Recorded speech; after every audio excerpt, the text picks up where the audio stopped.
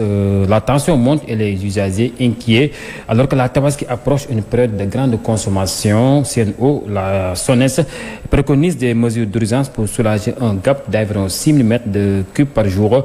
Je vous propose de suivre les explications d'Alpha Sall, directeur territorial de CNO à Saint-Louis.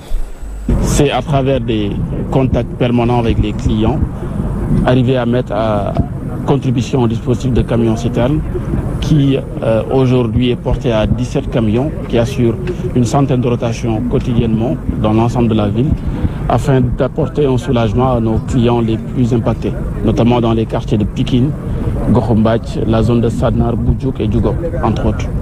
Par rapport à la Tabaski où la ville va connaître une affluence certaine, le dispositif va être réajusté et porté à son optimum. Aujourd'hui, la capacité de production est de 18 000 m3 jour. Elle est totalement mobilisée tous les jours et elle est malheureusement insuffisante. C'est pourquoi nous faisons appel à ce dispositif complémentaire de citernes, mais également la mise en place d'un pilotage qui permette, comme je l'ai rappelé tout à l'heure, d'assurer un temps de présence minimal à l'ensemble des abonnés, même les plus reculés, sur le réseau. Ce gap est évolutif et il est dynamique.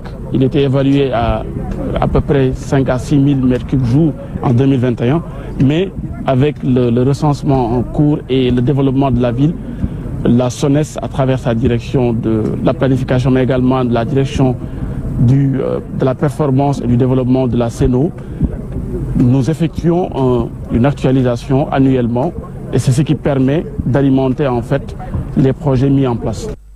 Restons toujours à Saint-Louis sur la gestion d'eau. Les opérateurs sont également en chantier pour des solutions durables dans la fourniture de l'eau à Saint-Louis. Je vous propose de suivre Abdou Diouf. Il est responsable à la SONES au micro de Bago Chowo.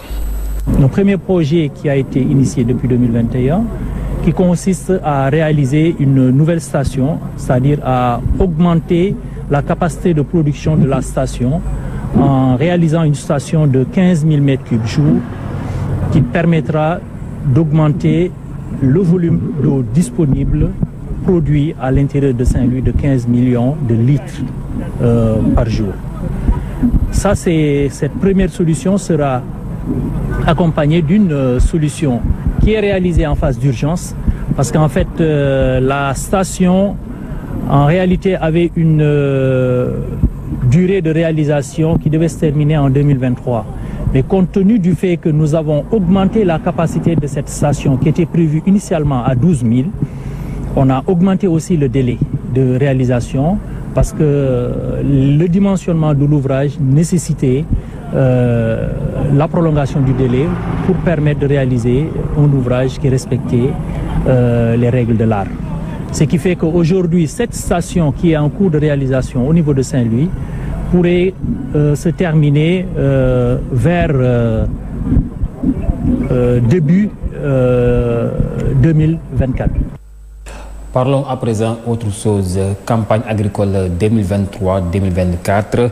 Les paysans du monde rural fustigent la mauvaise qualité des semences qu'ils ont reçues du gouvernement du Sénégal. Ils ont fait face à la presse hier à Kaolack pour faire le point sur la situation des semences.